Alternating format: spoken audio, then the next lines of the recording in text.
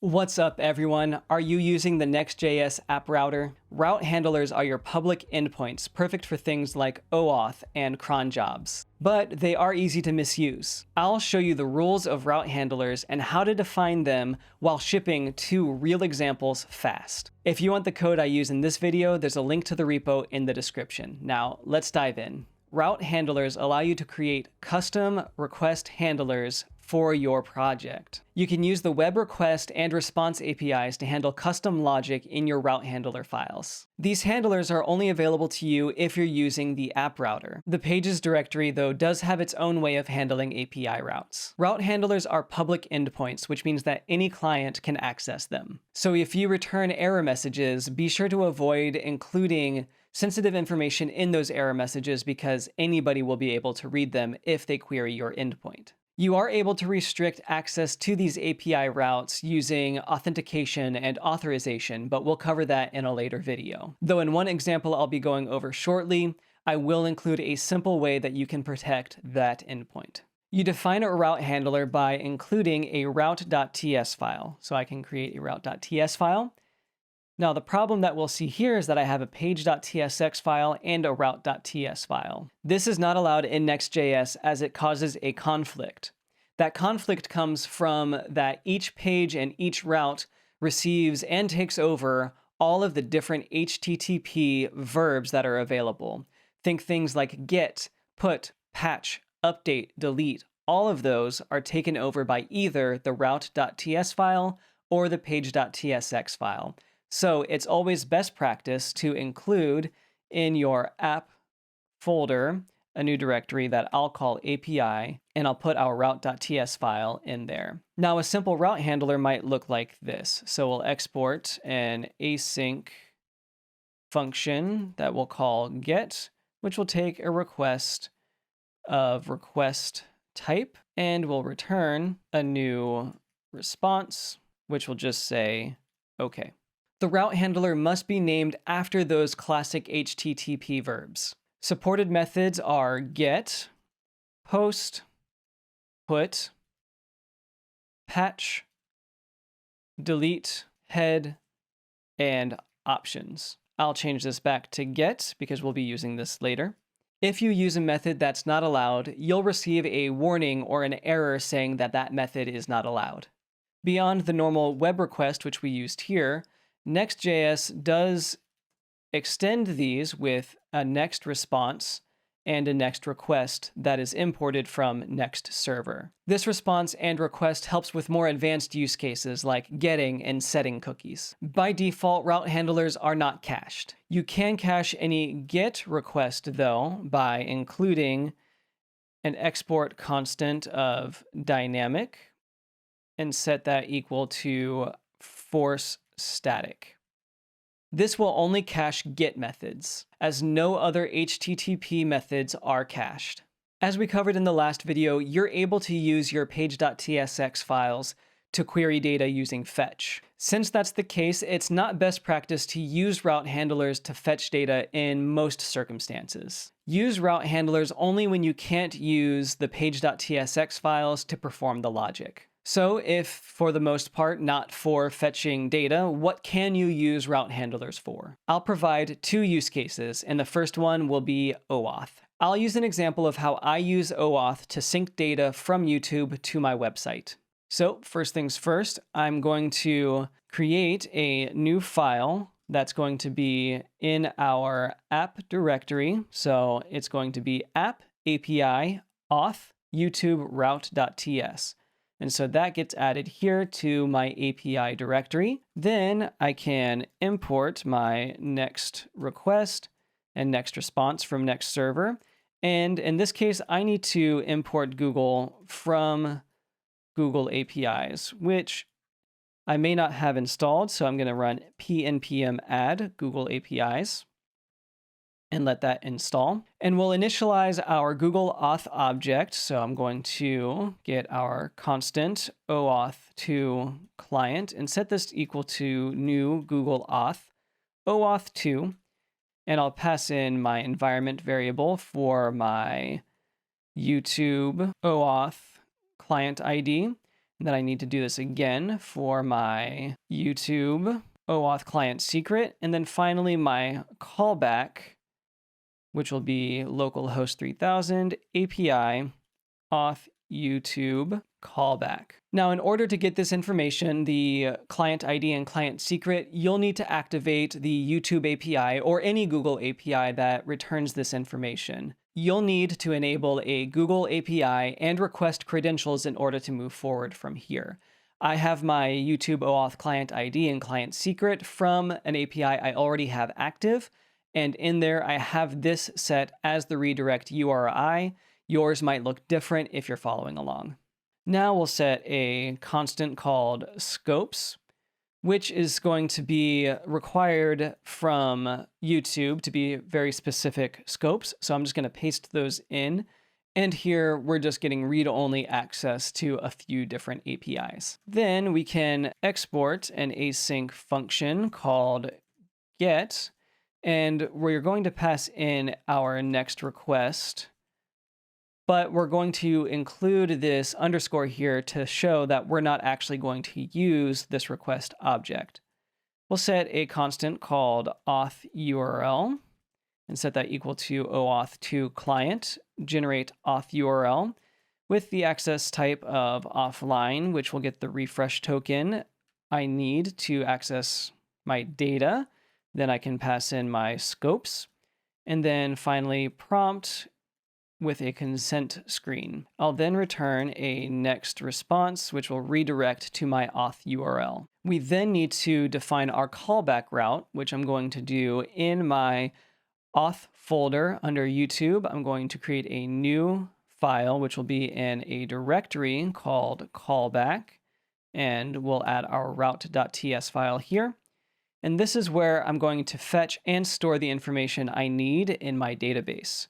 So we'll import a next request and next response from next server. And again, our Google from Google APIs.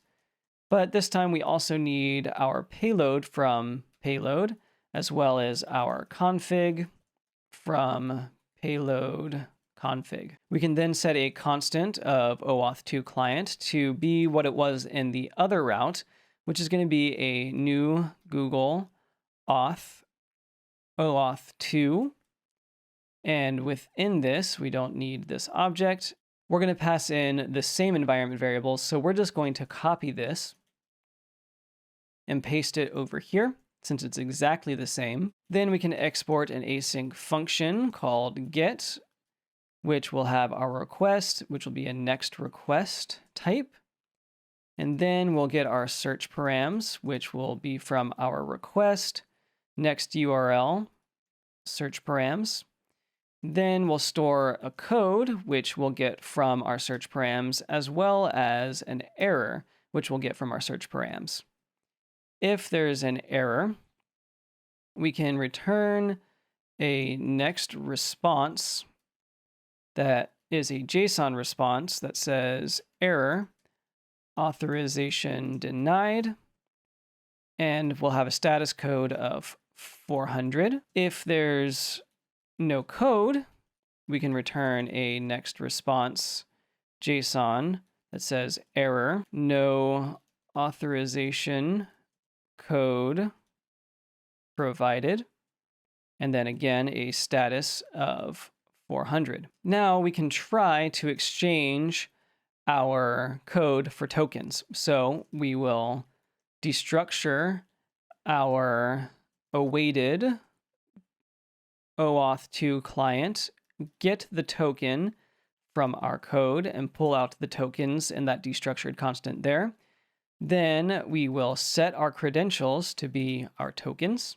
Now I'm using payload for this project, so I've already set up a global called YouTube settings, which takes the channel ID, refresh token, and last authorized fields. These are the fields I'm going to be writing as we work forward. So we then, underneath our set credentials here, we're going to initialize our payload with await get payload and our config. And then we're going to try to await our payload and update our global which has the slug of YouTube settings, and the data we want is going to be our channel ID, which will be an environment variable of our YouTube channel ID, or an empty string. We'll get our refresh token, which is going to be our tokens.refresh token, and our last authorized, which will be a new date to ISO string. If this succeeds, we will console log it, and we'll say refresh token saved to database. Otherwise, we'll catch our error, which I will set as E, and we'll set a console error that'll say failed to save refresh token to database, which needs to be wrapped in a string. Then we're going to return a new next response. And this response is going to have an HTML string, and we'll pass in some headers as well, which will have our content type of text HTML.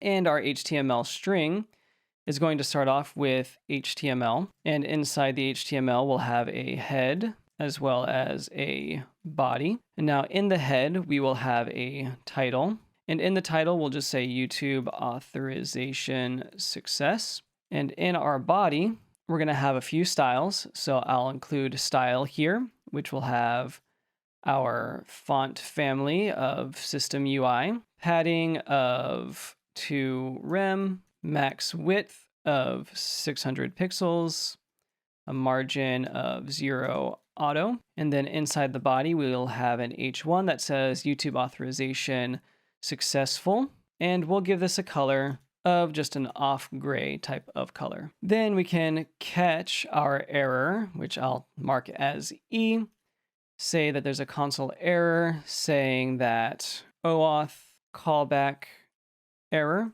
and we'll return the error. And then we can return a next response. It'll be a JSON response, which will say error, failed to exchange authorization code. And then we'll provide some details.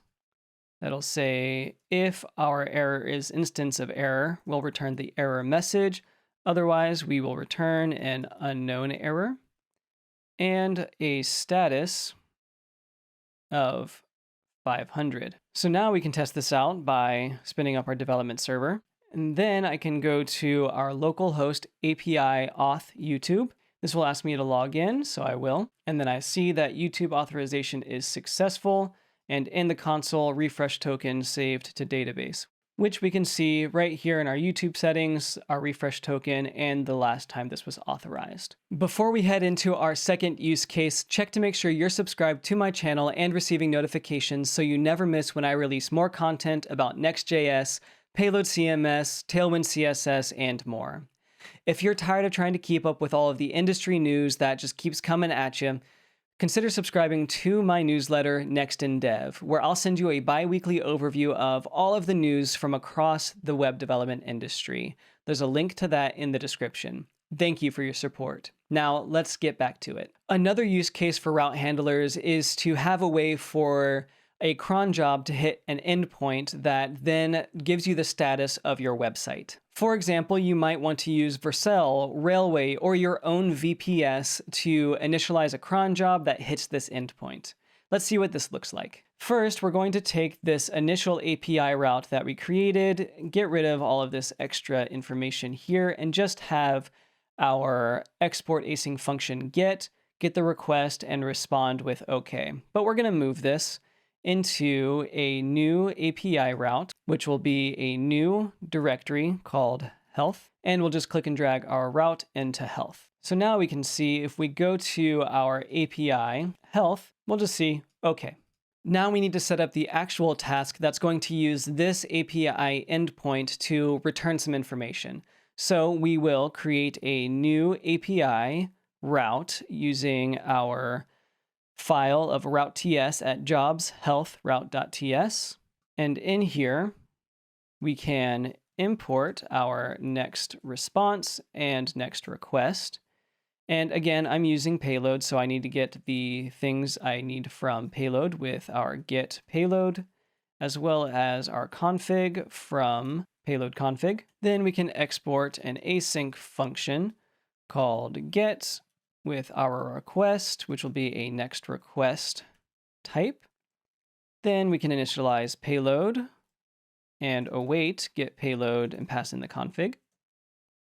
And then we're going to try to get our authorization header at first. So we're going to have our constant of auth header set equal to our request, and we're going to get the header called authorization. Then we're going to store our cron secret, which is just an environment variable, which I have already created. And then we're going to check if our auth header is not equal to our bearer token of our cron secret. If that's the case, we can return a next response, which will be a JSON response that says error, unauthorized access, and then we will include a status of 401. Now, if it does match, we'll initialize our results object, which will have an errors array, which will take an array of strings. And then we'll have our checks, which will first check our database and set the baseline to be false, as well as our API, which will also be false to start. And then we can try to await payload find, and we'll just find our users, and we'll find just one user just to make sure that our database is working. If this passes, we can set our results checks database to true. And I see here I have an error, so I'm going to update my result object to be results. And then if this doesn't work, I can catch my error E, and we will push our error to our errors array and say database check failed, and we will return our error message as well. Then we can try to talk to our API. So I'll do another try catch statement, and we'll actually add one more catch statement down here so we don't forget it. So in this one, we're going to set a response equal to await fetch, and we're going to try and fetch our endpoint, which is localhost 3000 API health. If our response is okay, we can set that our check for our API is true, so it passes. Else, we can push to our errors array another error that says API health check returned, and then we can see what our response status is. Then we catch our error E by pushing our errors into an error array that just says API health check failed, as well as the error message. Then we can check in a constant called all healthy if all of our checks returned true. So I'm just passing in from our object values our results checks specifically, and we're going to check for every check that it returns true. And now this is a simplified version of essentially saying that check equals true. So I'm going to leave this as the shorthand version of check. If we're not all healthy, we can throw a new error that says health check failed. Now, if all this passes, we can return a next response.json response, say success is true, return a message of health check successful, and then return our results object as well. Otherwise, in our catch statement here, we can return a next response JSON response with an error that says failed to run health check, then our details, which will check if our error is an instance of error, And if it is, we'll get our error message. If not, we'll return an unknown error. And then, of course, return our status code of 500. Now, our development server is up and running, and we can test this by setting our cron secret. So I'm going to set mine real quick, but this is how you would do it, with just indicating what the variable is and then the secret itself. So now that I've set my secret, I can run a curl command by passing in our authorization headers, which will be a bearer token of our cron secret variable. And then we can hit our local host API route of jobs health. And when I do this, we'll see this response of success true, message health check successful, and see our results that our checks came back with no errors, and we see database true and API true. Routes like sitemap.ts, opengraphimage.tsx, icon.tsx, and other metadata files like robots.txt are all considered special route handlers. They remain static unless opted in through a dynamic config or by using a dynamic API. If you want to learn more about how to use some of these special route handlers, I have a video out on how to set a sitemap.xml and robots.txt file programmatically using code. There's a link to that in the description. And that's it for route handlers. These give you so much flexibility on how to add functionality to your website. I covered 2 simple use cases here, but the options are endless. If you found this video helpful, please like it and share it with others who might also find it useful. Check to make sure you're subscribed to my channel and receiving notifications so you never miss when I release more content about Next.js, payloadcms, Tailwind CSS, and more. If you're tired of trying to keep up with all of the news in web development, consider subscribing to my newsletter, Next in Dev. There's a link to that in the description. If you have comments, questions, suggestions, please leave those in the comments. I'd love to hear from you. Until then, I'll see you on the next one.